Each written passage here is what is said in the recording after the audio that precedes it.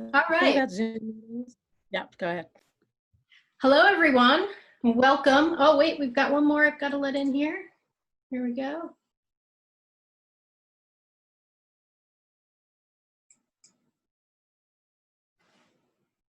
All right. Hello. Welcome to our first and probably several of our virtual open houses at Buxton. So nice to see everyone. My name is Justina. I work in admissions. Many of you I've either spoken with on the phone or I've met you here on campus. I have to say it's nice to see people without the mask. It's amazing what the mouth part of the face does. Yeah, people's faces. So yeah, welcome. So at this point, most of you have either been on campus and had a tour, or you have watched our virtual our virtual tour of campus. So at this point, this is going to function like the Q&A portion of that. What will happen is we'll introduce all the panelists, and our director of school, Frannie Shuker Haynes, is going to speak for a bit, and then Linda Burlack, our academic dean and science teacher, is going to talk to us all about our reopening strategy for the fall. Great, so yeah, I'm going to introduce, so what typically, oh, I have to let in another person, sorry. There we go. So what typically happens after a campus tour is we all come back together with some faculty, our director of school, current students, and this time we have a couple of current parents, so you can have that parent perspective too that are joining us today, which is great. And we'll have a Q&A session. But before we start that, we're going to introduce everyone, and then we're going to hear from Frannie and Linda. So I'm just going to go ahead and start introducing everyone. Frannie, I'll start with you, and then we'll move around. So I'm Frannie Shuker Haynes. I'm the director of the school. My husband and I, you'll meet him in a minute, have been at Buxton for 23 years. I've taught English, I've taught drama, I've directed plays here.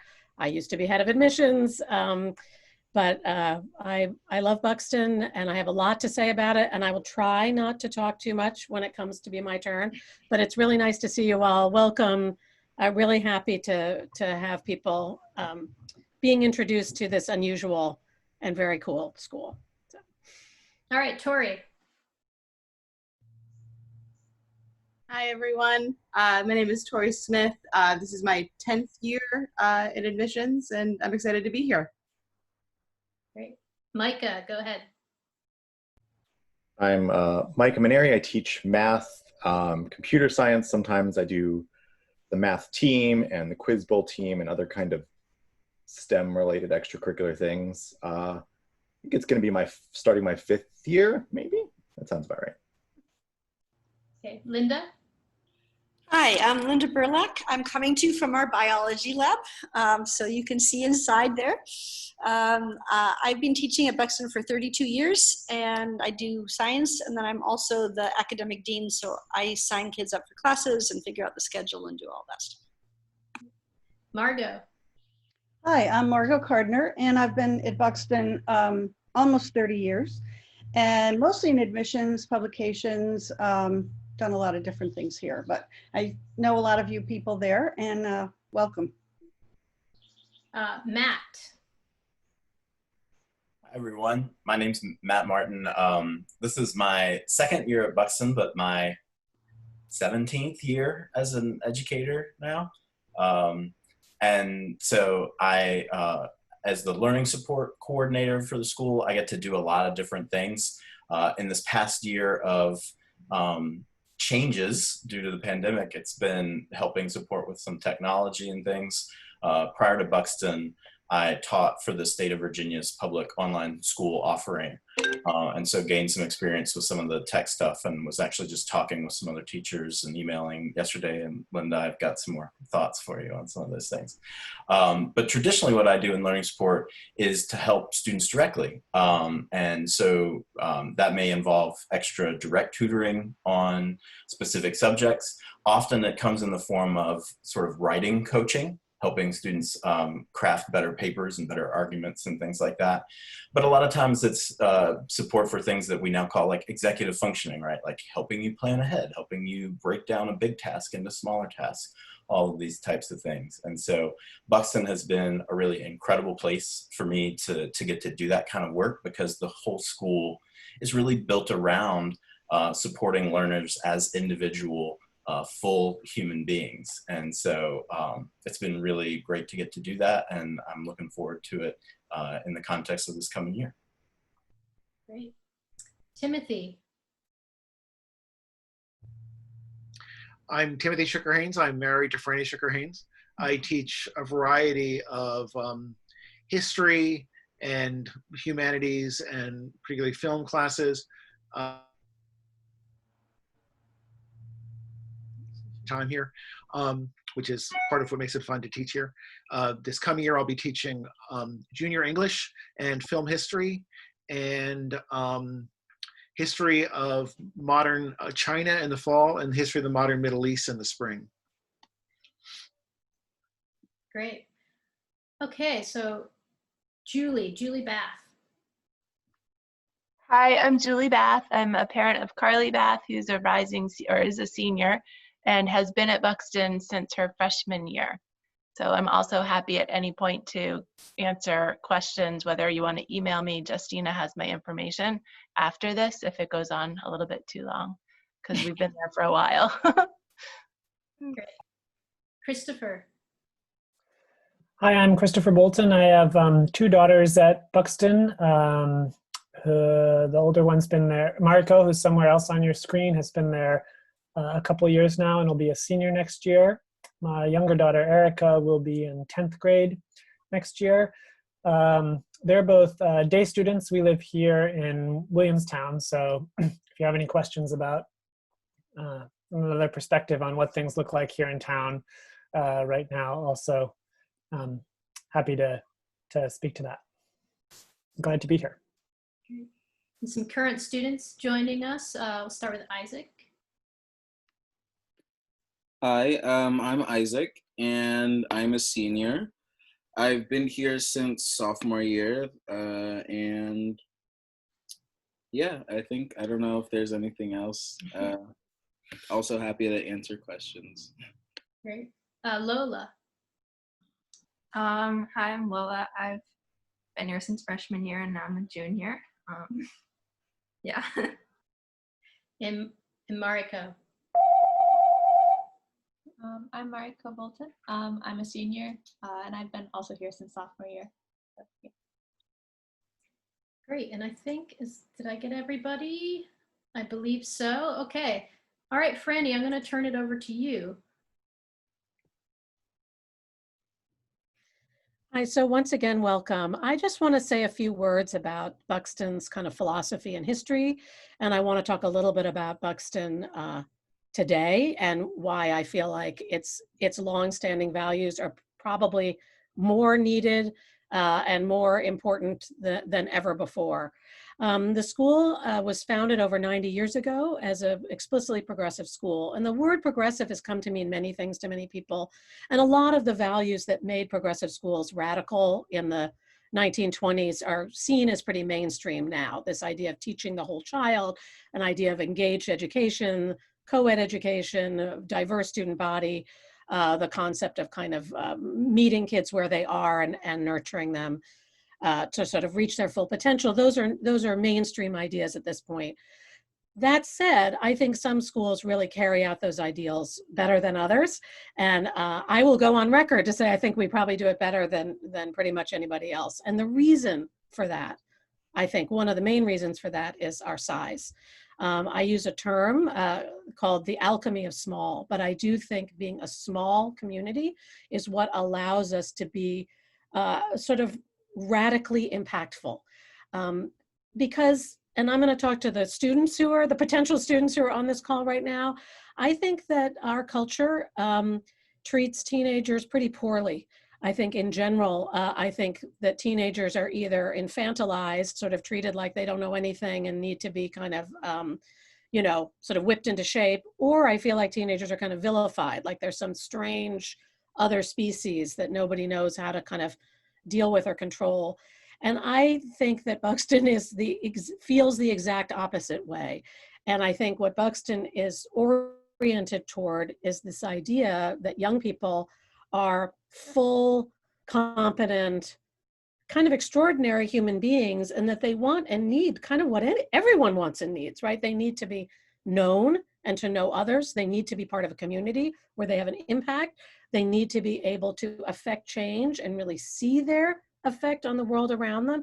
And they need to be taken seriously. It's what we all want and we all need. But that's what's at the heart, and that's at the center of Buxton and what we do. So one of the things that is, people sometimes ask me, what's a typical Buxton student? And students, I don't know if you have an answer to that question, current Buxton students. I don't really have an answer for that question because I actually feel that the school serves a lot of different students well. And that's because we know everybody really well and we can like accommodate their differences easily and kind of enthusiastically. That's what we do.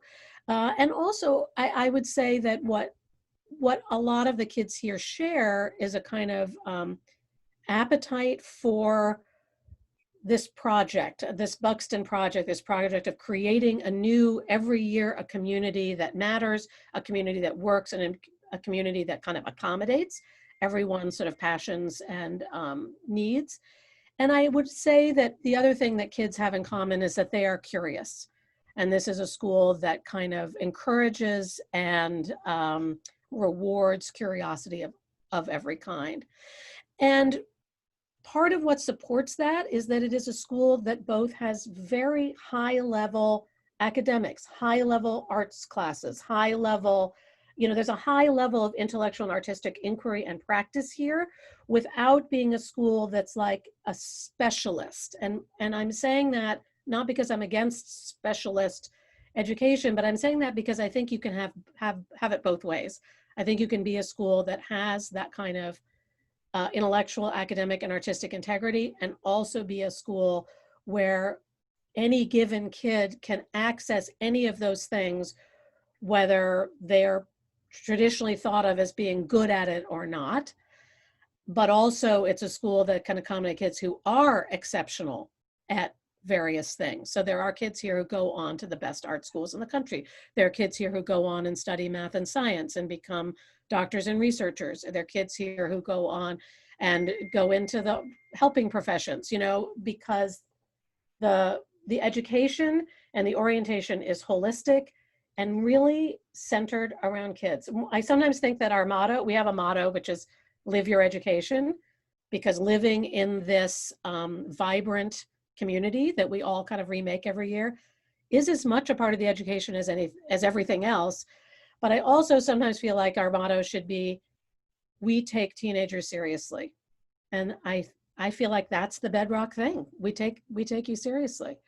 And my final thing I'm going to say is the reason I feel like what we do matters now more than ever is because I do feel like we are living through extraordinary times. I think we can all agree about that. And that what's going to get us through these extraordinary times is people taking each other seriously, respecting each other, sometimes bending what's best for them for what's best for everyone, right?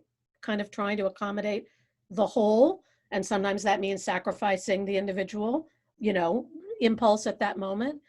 And also because we take education seriously, we take science seriously, we take learning seriously.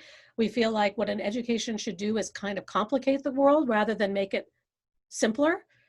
And also because I do think that it is the young people who are coming up in the world now who are going to save the rest of us from potential disaster.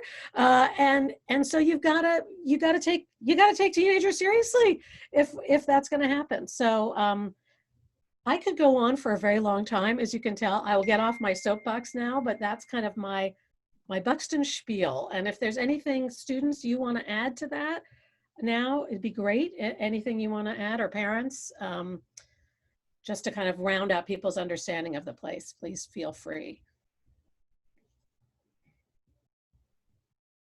And if not, I'm sorry I put you on the spot. Well, I would like to jump in and just say on my notes on how I've always get asked at these meetings in person when we typically have them, like, how did you know your child was meant for Buxton? Or how do you, and it truly is, if your child is that curious kid that happens to be in school and is being overlooked because they are questioning what they're being taught, or if they get a homework assignment that says, you know, what do you think? And your child rolls their eyes and says, it's really what my teacher thinks. That was just the refreshing part of the education my daughter's getting at Buxton, is because when the teacher writes that question, they are expecting you as a person to answer it with what you think. And they are a small enough class and they're not overworked, so they get responses back on what they actually thought. And then dialogues happen and thought process. Or if your child's the child that takes the moment to observe nature on their way to class, Buxton, it sort of encourages you to take a look at your environment instead of, why weren't you here early like everybody else? Or why aren't you? I mean, it's just, if your kid is curious, it's a great place. If your kid is frustrated with just towing the line, you don't, I mean, nothing at Buxton is, and every year is different, which is so exciting because our world changes every year, you know. That's my feeling on how Carly's doing.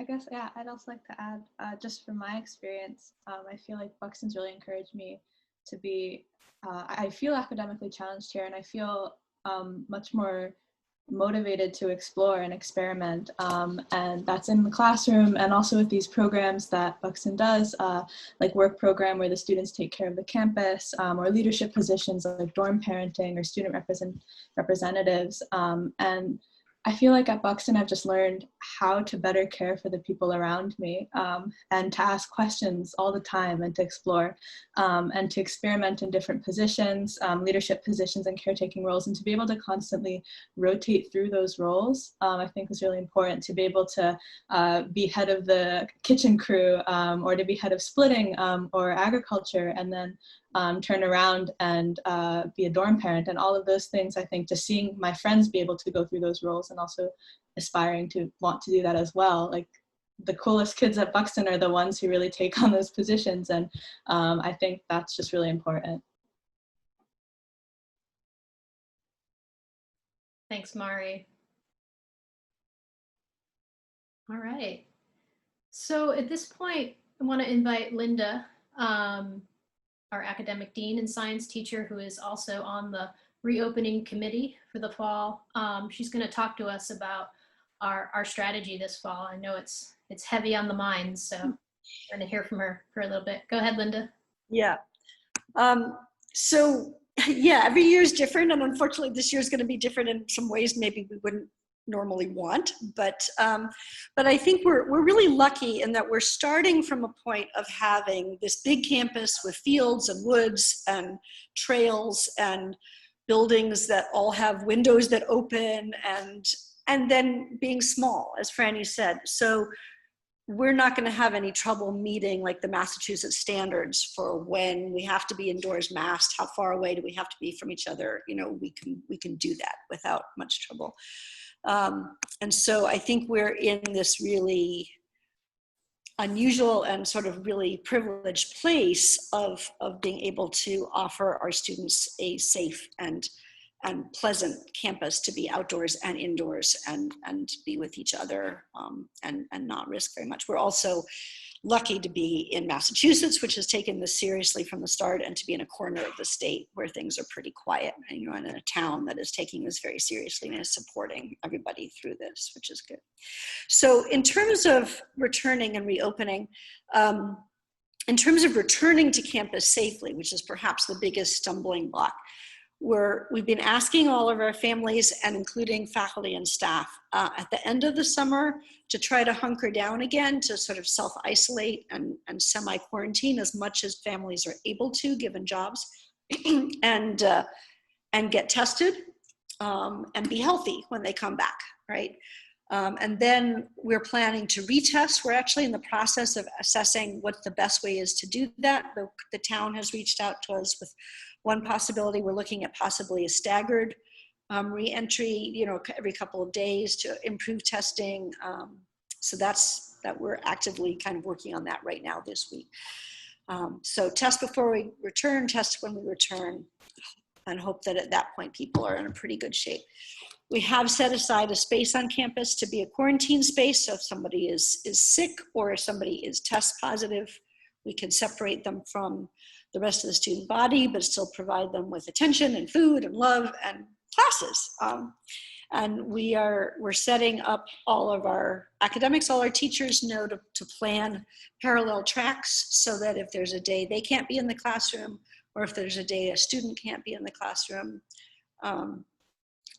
we can still include everybody, and if the worst comes to the worst and the state says we have to shut down again, we can pivot to distance learning right away really easily. We sent home to families just in the last few weeks, several things, a sort of protocol for reentry, a protocol for what we call customs, which are sort of like our rules, but they're the ways that we live together, and what that would be like here. And we just sent our big plan, right? So academically, we're hoping that the first couple of weeks we can enjoy being outdoors as much as possible, which is one of the best possible solutions. We are setting up the rooms so that they can accommodate people at the right distances. We're looking into technology, as Matt was referencing, to try to enhance anyone who can't be present physically in the rooms. In terms of sports, we don't think we're going to have a competitive sports season, but our coaches have been looking at ways we can play soccer and basketball and frisbee and so on through like a zone way so that people can like play and be athletic and be active, but still be safe and distanced from each other, non-contact sports. We also have all these wonderful trails that go up to the Clark that are accessible. So we're hoping to keep people physically active. We expect that our arts program can pretty much go on as usual. I was actually talking a couple of days ago with the person who's going to be directing the fall play about the need to be masked indoors. And he's like, I guess I should choose a play where that works with the costumes, and so everybody can be masked like in the 1800s or something. So we expect that our program can pretty much all go on. The big difference is going to be that students will be here on campus. So we're not going to have our twice a week town time where people can go off campus and go exploring with things. People leaving campus would only have to do so if the town stays in good shape and, with a faculty member, say, taking people to Mass-MoCA or the Clark or something like that. But we're going to be keeping people here. And so as a result, one of the things we're hoping to do is take some of the things that we developed over our distance learning spring and actually bring them back into campus. So Micah started up this thing that Mari was involved in that was like a science journal reading club. And so try to have more of those activities that we developed for distance learning, bring them back into campus and have an even more active experience here. So yeah, that's the gist of it, I think. But if people have specific questions, I'm happy to go into more detail. That's great, Linda. Thank you. Frannie, did you want to add to that? You have your hand up. Yeah, I just wanted to say that kind of the concept behind it is the Buxton Bubble, which is sort of a joke that we talk about Buxton way before pandemic, that, it's its own little universe. And that is sort of the guiding principle of our COVID approach, is that we're going to get people here, we're going to make sure that we're all safe, and then we're going to kind of seal the bubble a little more than usual and keep ourselves kind of contained. And it means there's a contract that day student families will sign, a contract the students will sign, faculty, that essentially we're all going to agree to certain rules to help keep the bubble intact. And I also just wanted to share with people, I was at a virtual boarding school fair a week or two ago, and it was really interesting because the Buxton Bubble is a term we've used for years, my whole time here, and several other schools were using that same term, that there are other schools, rural schools, who are going to be trying to do the same thing, sort of establish the bubble and keep it intact. But I do want to say that I think we are uniquely well positioned to do this because of our location, both because it's rural and because the Berkshires has a very low, has had a pretty low count all the way through, and I check it every day. I bet everybody does. And we've continued to be, as other places are rising, we've continued to stay really safe. And also because our campus really lends itself to kind of hunkering down. And our philosophy, again, this sense that the learning tool, the most important learning tool of the school, is the community itself. So we will kind of be doubling down on that as well. That's it. Great. Thanks, Frannie. All right, we're going to turn it over to questions. So if you have questions, I don't know how familiar with Zoom you are, but if you look at the bottom of your screen, the toolbar, there's an icon that says participants. If you click on that, it'll allow you to raise your hand and we can call on you in order. You can also feel free to click on the chat if you want to write in your question as well. So. And let me know if you have questions. Oh, okay. Sarah, go ahead. Thanks. I just have a question about day student mechanics. I mean, I have an idea about how it used to work. And I know that there were beds, they had a roommate, even though they didn't stay there, but they had the option. Could you tell me how that is going to tighten up or maybe change with COVID?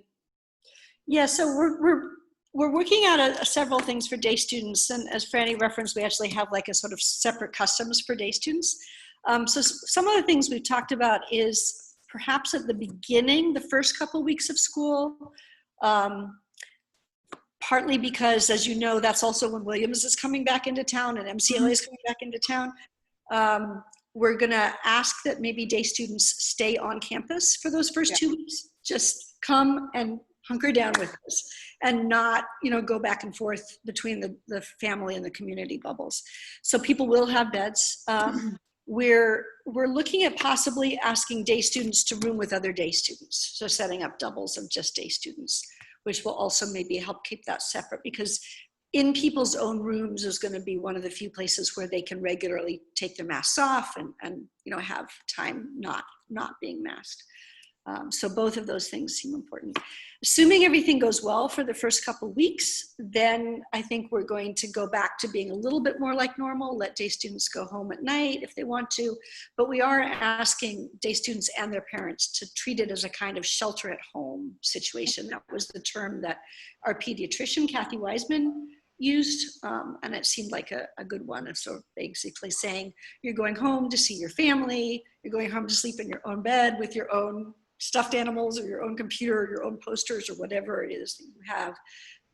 But you're not going home and going and hanging out with a whole bunch of other friends. You're not going home and going out to a restaurant. You're still recognizing that you're responsible for our Buxton Bubble too. Yeah. Okay, thank you. Great. Okay, other questions?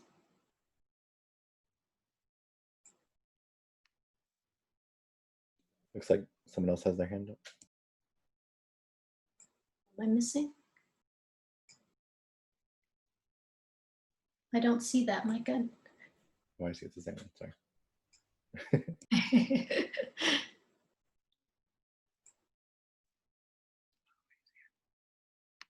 Would people be interested in hearing about some of the elective classes for this year, since we haven't, or I see Nancy's got a question. Let's go to that first. I was so busy trying to figure out how to that I hope I can remember my question. Oh, I'm curious because, even though I'm a former parent and a former board member, I'm here interested in a young member of our family. And I'm just wondering, what kind of a population do you have in terms of where your students have been from in the past year or that you're expecting to be returning? What kind of are they all from the Northeast, or you have a larger New York City population or foreign students? Yeah, we do have a few international students, 2 from China. We have a student who potentially will be coming from Spain if it all works out. But we have, you know, students from as far as California. We do have a pretty large New York City-based population as well. Frannie. Yeah, I just wanted to add that we have fewer international students than we've ever had before.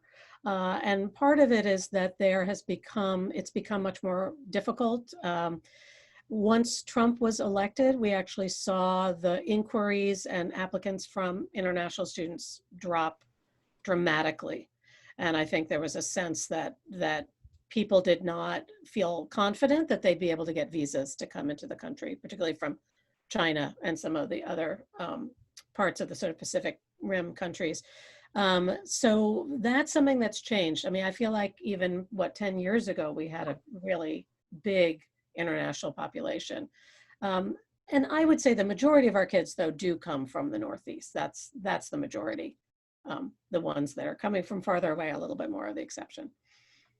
Also, if I can jump in here, in the context of the COVID planning, for students who are coming from further away, as Justina referenced, our students from China right now are not allowed to enter the country, right? I mean, people aren't, and the student from Spain may be in a similar situation. So we may be doing distance learning with those students until or if they're allowed to come.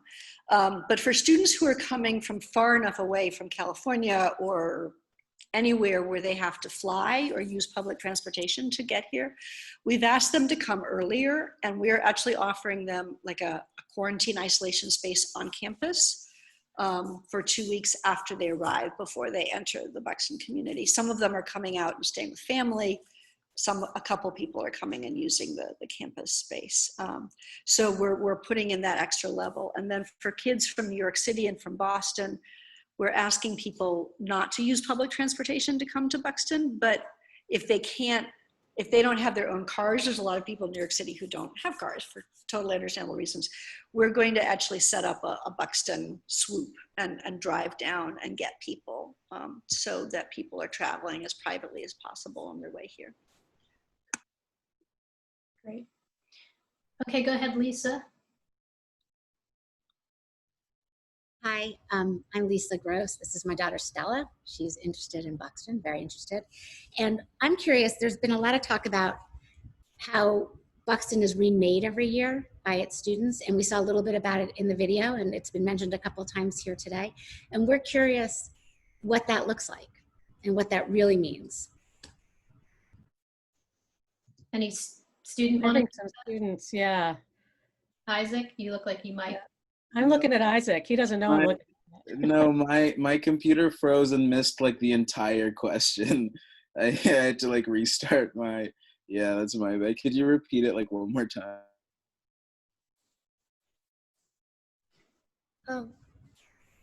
There's a lot of talk about how go. it's remade. Buxton is remade by its students every year. What's an example, or how do you think that is true?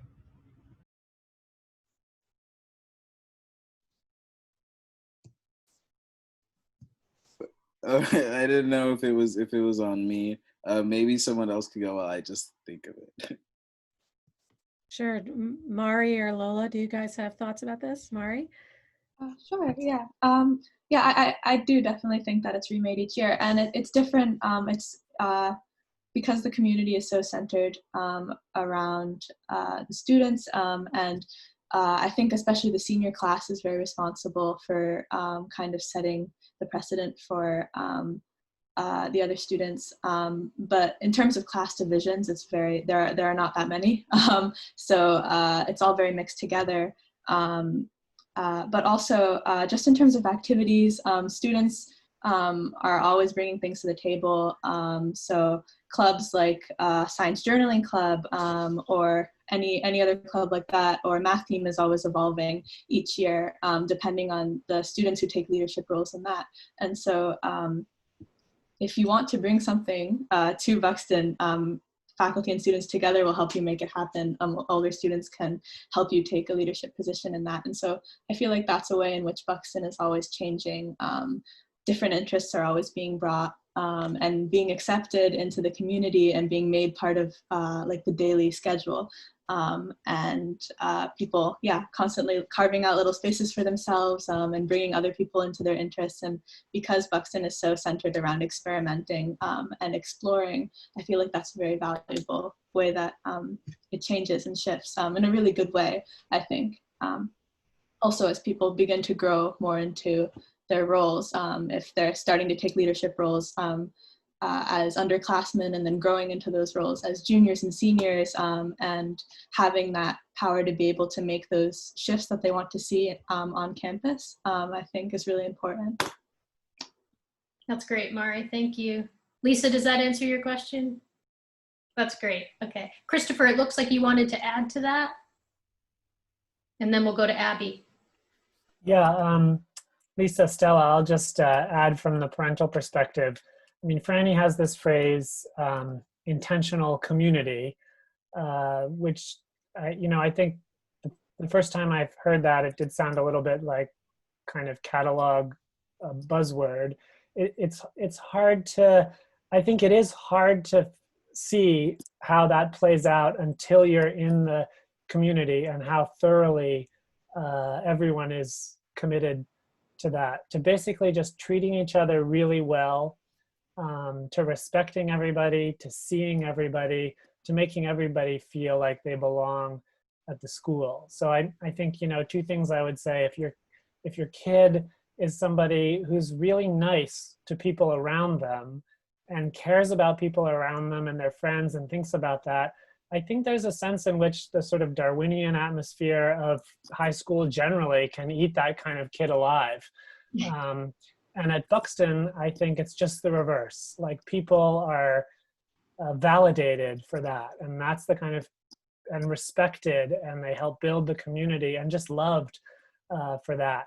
And I think the flip side, if you're a little worried about sending your kid away to boarding school, and about how they'll be treated by the other students, especially, I think, I've seen at Buxton how much the students support one another, and especially the new students. That, in some ways, my kids say that the 9th graders who come in, or the new 10th graders, or the new students, are the most popular kids on campus for the first month, because everybody wants to be their friend, everybody wants to show them around. And it's a little hard, I think, to believe when you hear that until you get into the community. But we found that with both my kids, who came in separate years, to really be true. Thanks, Christopher. Oh, Frannie, go ahead.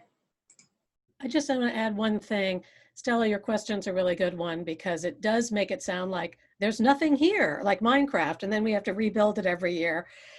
There's actually a lot of tradition at Buxton, and a lot of, we have alums who come back after being away for 50 years, and they say, well, I can't believe how it still feels the same. But I think what we're saying about it being new every year is that different people affect things differently, right? And I think Mari really hit the nail on the head with that sort of the tenor and feel of it changes from year to year, depending on who's in the school. But also, like, the reason we call our rules customs instead of rules is because they are part of an ongoing conversation and negotiation. And I feel like right now, there's a lot of conversation going on. We've had conversations about, now that, post the George Floyd murder, there have been a lot of conversations among students and faculty to really talk about how are we doing in terms of race, and are there things we could be doing better and be doing more? And that's a conversation we're going to have, and we're going to keep working on. We're not going to just say we do it X way and X way is it. It's an evolving conversation. So I just wanted to add that. Thanks, Frannie. Okay, Abby, go ahead. Can you hear me okay? This is Josh. I'm Abby's dad. Can you hear me? Yep, we can hear you. Okay.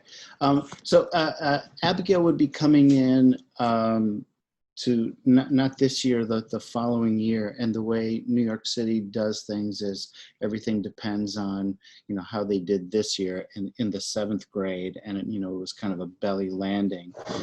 And I'm just curious about how you're going to do the assessments based on the sort of context that a lot of kids had to do remote learning, and the schools reported results in different ways. And if there's material on the web or something like that, I can take it offline and either reach out to one of you or read the material separately if you don't think it's of general interest. Linda Frannie, go ahead. I'm happy to get started on that. Our admissions process, like everything we do at Buxton, is A, unorthodox, and B, really personal.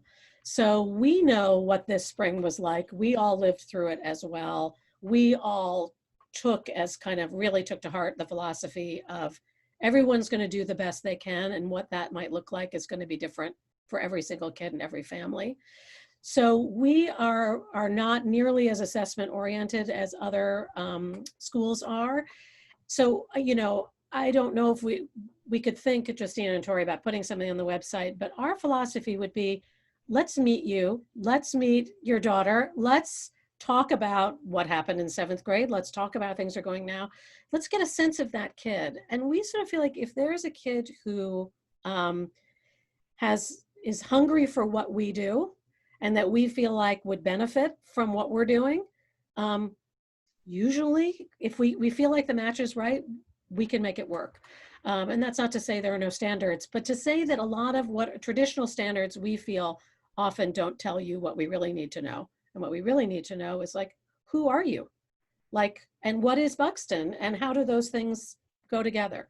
I don't know, Tori and Justina, if you want to add to that, or if you think that's yeah, and I think the same goes for SSAT. It's not a requirement. We don't require the SSAT. We accept it. We look at it. But yeah, so it's optional for Buxton. And I also think because of our mixed grade level courses, it allows us to meet a student where they're at more appropriately than many other institutions. So a student doesn't need to repeat a geometry course because that's what all of the 10th graders are taking. They can jump into calc or go back into algebra 2, depending on where it makes sense for them to be. And that's going to be the case for all the students. So they're not going to necessarily be the only 10th grader in a 9th grade course or the only junior in a senior course. It's common that is the case. So a student doesn't feel kind of beaten down by checking off boxes and making sure that they're where everyone else is. It's appropriate for them to be where they are supposed to be in that moment. So yeah, thanks, Tori. That's exactly what I was going to say. In terms of a schedule, pretty much all of our classes meet kids where they are. So we've had freshmen in math classes from everything from algebra 1 to pre-calc, just depending on what they are, where they come in. So if junior high hasn't gone well, and in many cases junior high hasn't gone well for kids, and it's part of why they're looking for something completely different, great, we're starting over again in 9th grade. That's not a big deal at all. Great, thanks. Thank you.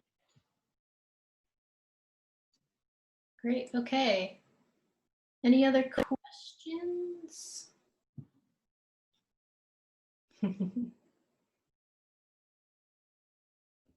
All right, I'm wondering if I can, before we wrap up, if I can just put some students on the spot, and maybe Julie and Christopher, if we could just talk a bit about, if worse comes to worse and we have to move to distance learning, how is it different at Buxton? How do we do distance learning differently? Maybe we could talk about some of the activities that we offer that I think are amazing. Yeah, Julie's. Yeah, go ahead, Julie. You can. I was going to say, I'm happy to go first because I have 3 children that all had to come home and do distance learning. And granted, my older 2 were in colleges, but to see the way Buxton looked at their students and cared about them and realized we need to do something to engage these children safely. So all of a sudden, after the first week, there was writing club and walking club and fermentation club and all sorts of activities to re-engage your child into what was safely able to do at home.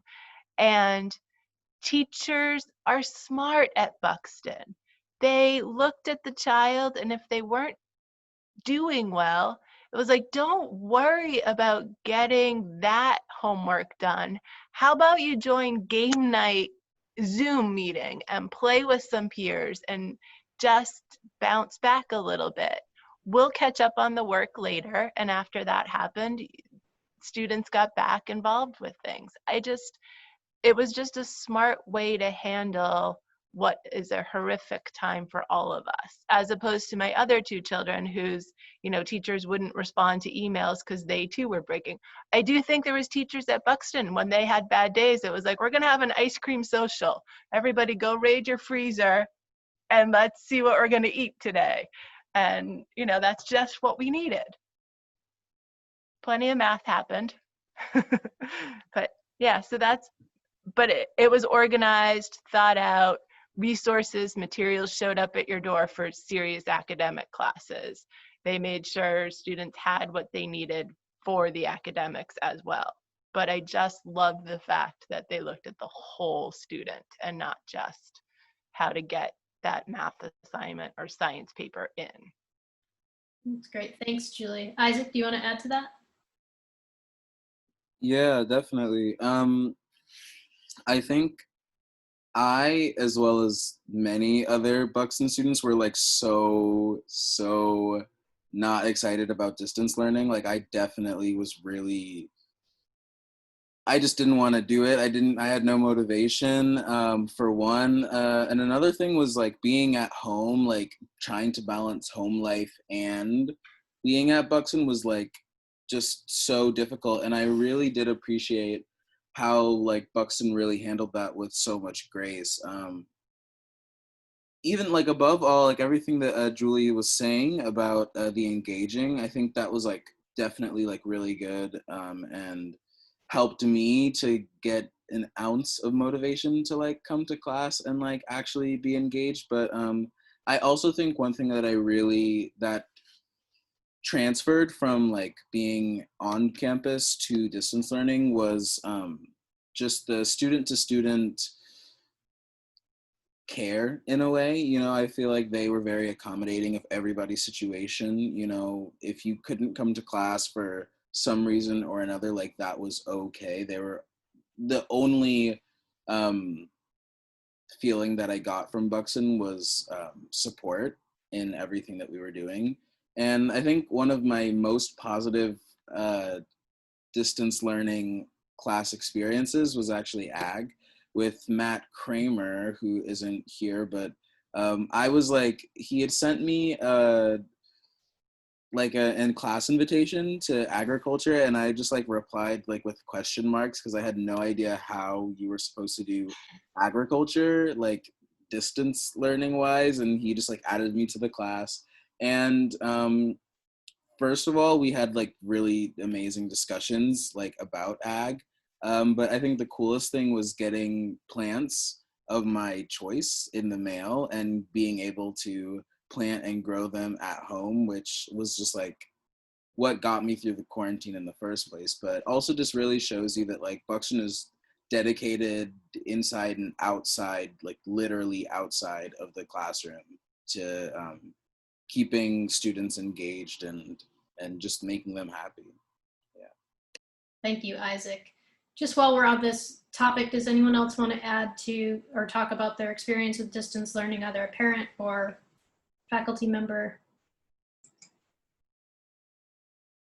I'll just say I teach at the college level, so I was doing the teaching in the spring and seeing firsthand how hard it could be, and that just gave me a huge appreciation for the hard work of the Buxton teachers and how well they brought things off, both in the classroom and just in terms of their kind of personal care and advising they gave my daughters, which are normally part of the Buxton community, that academic advising and personal advising has been key for my kids. And that continued just brilliantly over the distance. We had teachers, since we live in town, we had teachers show up sort of at the doorstep and without any contact, like leave art supplies on the front steps, or I think brownies one day that just showed a lot of love for our kids. And again, I really think it's our small size that makes us, makes it available for us to do these things. So Frannie calls it the alchemy of small. It's very true. I just want to tell one little story. There's a student who came mid-year. She'd been homeschooled for the last couple of years and was just so ready to be like not at home and be with other kids. And she came to Buxton for what, a month? And had to go back home for homeschooling. But she talked about even in that month, how different it was, that she felt like even though she was back at home doing school, she was no longer alone, that she had made all these connections already, really felt like she was part of a community in one short month. And partly because new kids are very like well taken care of and sort of sought after, but also just it speaks to the strength of the community that she was able to kind of take advantage of that even after having only been here for a month. Great, thanks, Frannie. Micah, go ahead. Sure. I also think one parent might have their hand up too, but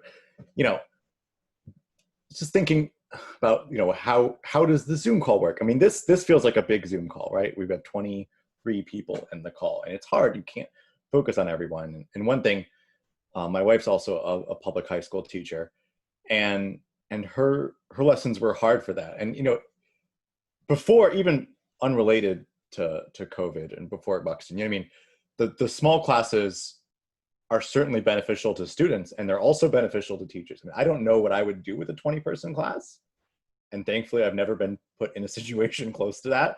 And I have no idea what I would do with distance learning, or even with a lot of restricted on-campus learning with masks, and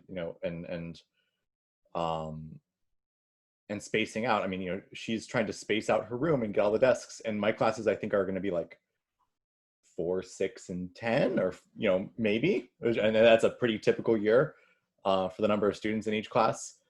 And so I know where everyone is. I know what everyone's homework is. I know exactly why people don't turn in their homework, right?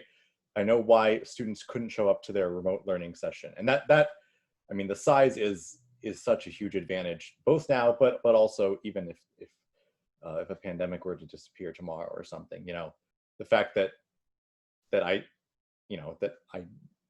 have the ability to not just know how every student's doing, not just know how they did on the last test, but to know where they're living and why it might be more or less difficult for them to turn an assignment, and to see that distance learning was different on different kids. So some kids really changed, when they switched to distance learning, and kids you would have expected to do better didn't, and kids who had otherwise been quiet were actually participating more, and that was pretty interesting. But just that whole size advantage of Buxton, I mean, yeah, I think it could be the reason to come to Buxton. If you had to sum it up in one sentence, it's that I mean, I've never taught a 20-person class. I don't think I've taught a 15-person class. I might have taught 12. That seems like it could be. If it was a big pre-calc 2 years ago, we had 12 maybe. English teachers might need bigger classes. And one other random detail, I don't think this fits into anything, but just when we're writing assignments and things, it's not maybe a summary of Buxton, but emblematic of Buxton. I mean, I've never been called Mr. Maneri. And I don't know what I would do if somebody called me that. I might laugh. And when talking to my wife, I think, she would say that students call her Mrs. Maneri as a sign of respect. But I think it's a sign of respect of some level of authority or something, right? And I would say that students call me Micah as a sign of respect, as a respect that I'm a person too, right? Just as much as students are people, teachers are people, and we're all meeting each other together as individuals and not in some sort of role or structure way. Okay, that's it. Thank you, Micah. Matt, and then Frannie, and then Sarah. I haven't forgotten about you. We'll get to your question. Go ahead, Matt. So yeah, just from my own experience, having been a public school educator and been in an online program, one of the reasons why I was with the online program that I was with for the longest time was a lot of online education really tries to take advantage of, efficiencies, right? And I remember talking to one of the private online companies and saying, so if I taught full time for you, how many students would I have? This was back in 2009, I think. And they said, oh, you'd be about 400. And 400 students, right? And that's how you make profit when you are online, right? But for the teacher and for the student, that's just, you're not known, right? And you don't know your students, right? And so even at a public school level, right, there's this push to like, well, this can make us be more efficient, right? But education, in my mind, shouldn't be about being more efficient. That's not the point. The point isn't to move you through more smoothly or more slowly, right? The point is to help you grow. The point is to help you develop into the best version of yourself. And so that is an inherently inefficient process.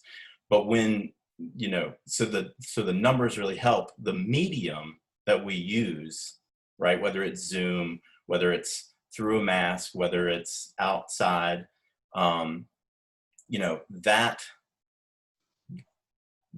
that is so much less important once you're at the size that we're at. And so, because it's just a question of how do we make this work, but it's not a question of, do I even know what Isaac is coming in with, or do I know what he needs? We already know that because we're so small and because we know people so individually. So I just wanted to emphasize that. Thank you, Frannie. Did you want to add? Just a quick thing, actually, to put Micah on the spot, but one of the things, and this is an example too of how the school's different every year, was teaching Algebra 1 this year, and a lot of the kids in the class, and Micah, correct me if I'm wrong, were very politically active and politically motivated. So he decided to teach algebra through politics, essentially, like polling, statistics, numbers. At least that's what somebody said in their report conference that Timothy had with them. But she said it was like the best algebra class she'd ever had, best math class, because it was like really speaking to her interests and making it like Algebra 1. How do you make Algebra 1 interesting and relevant? But apparently Micah did, so. Always interesting.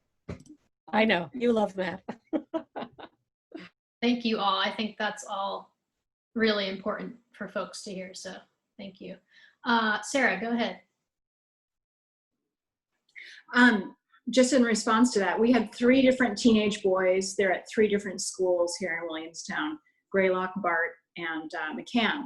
So we got to see distance learning done through those 3 schools. And I feel like all of the teachers were well-meaning, grappling with everything personal. They were more real to the kids in this moment than before, and that was appreciated. But they are big, unwieldy ships, each one a different giant cargo shape. And that's why we're looking at this very small, flexible, transparent, nimble craft that you guys are, telling me is Buxton. So we are excited kind of just to see how you respond. And I love hearing all of your ideas.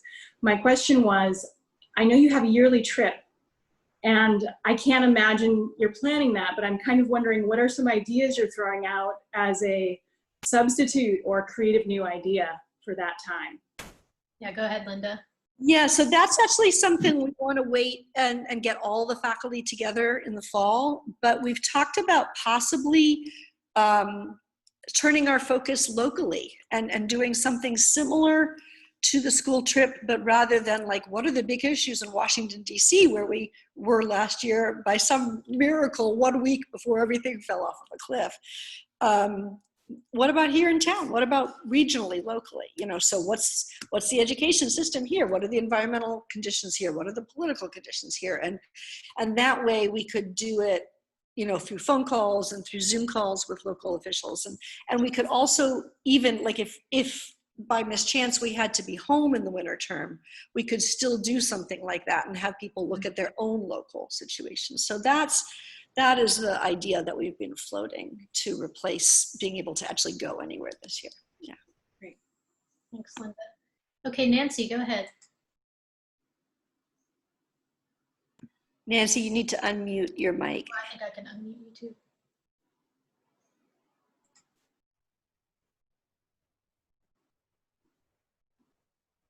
Okay. We can hear you now. Okay, great. I was going to ask about the trip, first of all, whether that was still part of the planning. And I also wanted to hear a little bit about, for those who don't know about it, I guess, the winter term courses.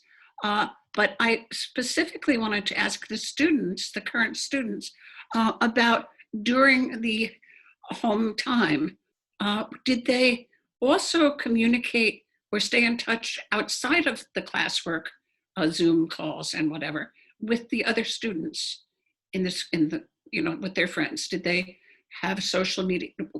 Did the community stay a community outside of the classroom or outside of the virtual classroom? Yeah, that's a great question. Isaac, go ahead.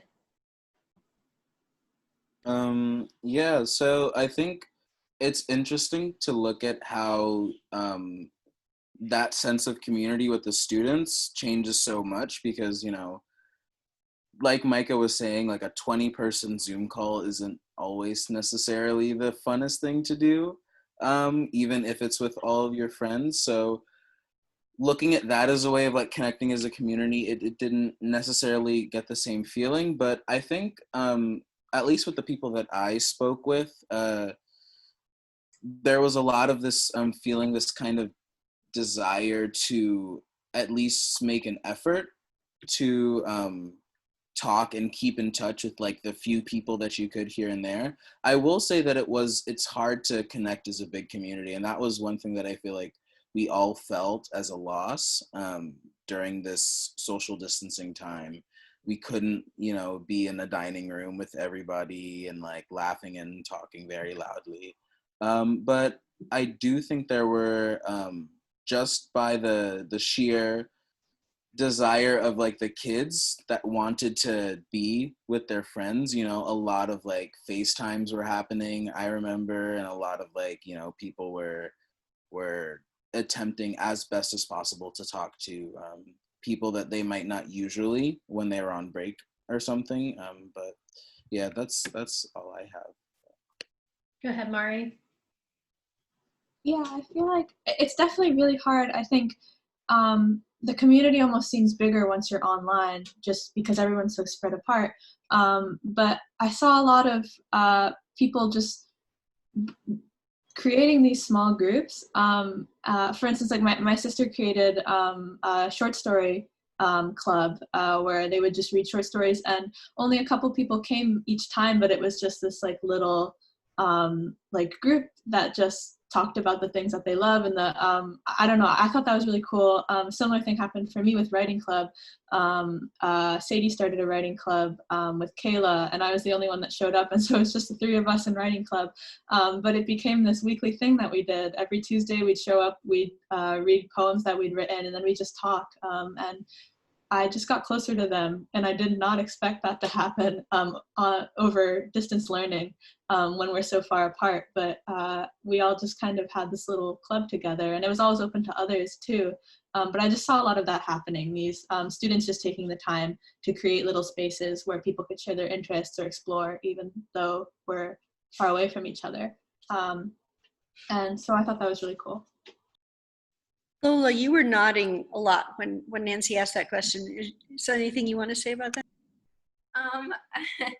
I mean, it's changed a lot since the school year like officially ended, but I don't know, I just have felt that with my group of friends, and definitely all of the clubs. I mean, we were talking about that earlier, but I just like, a lot of them were, especially film club, like it was something that was kind of, to me, of legend, like that's happened in previous years, and I was so like happy to have this like be re-enlivened on Zoom and be able to be part of it, because I was worried it would never happen. And I mean, just like Mari's writing club and whatever, it's a small community, and connected with these new people. And I mean, just on a personal level, like, you know, there's a way to watch movies together. And so I'm doing like weekly calls with friends. And I mean, that's not school vibe, but it does, like, it's very special, I think. Thanks, Lola. And Nancy, just to answer the first part of your question about the trip, Linda had touched on that. Maybe your audio was off or something, but so sadly we won't be able to do our all school trip, but the plan is to create something on a local level that can plan something exciting to do locally. So yeah, great. All right, everyone. So looks like we've answered your questions. Does anyone else have another question before we wrap up? Yes, I have a question. I want to know when the campus is open up. Sorry, I'm sorry. Can you say that again? I said I'm wondering because I'm like a new student. I want to know like if the campus is going to open up. Yeah, so the plan is, I don't know if you're just joining us, but the plan is to be open this fall. We're still, at this point, if you're interested in coming in to have a tour, we can do on-campus tours. We can't go into buildings. But yes, the plan is to be open in person this fall. And the time would be, the opening weekend is September 12th and 13th. So at the moment, we would be asking new students to be coming on September 12th. Okay, thank you. Great. All right, everyone. I just want to thank everyone so much for joining us. This was really great. I hope you found it informative. So we're going to follow up with you with next steps in the admissions process. So we'll be in touch. And yeah, thank you for joining us. This was great. Enjoy the rest of your day. Nice to meet you Yeah. all. Bye, And thank you, everyone. Justina, for doing a great job. Good to see everyone. Nice to see you, Nancy. I love you. Bye. Bye-bye. Bye, everyone.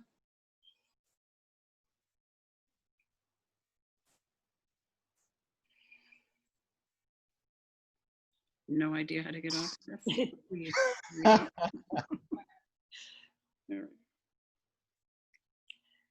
There should be a button that says leave, Nancy. Big red button on the right hand. There you go. Great. Thank you, guys. This is great.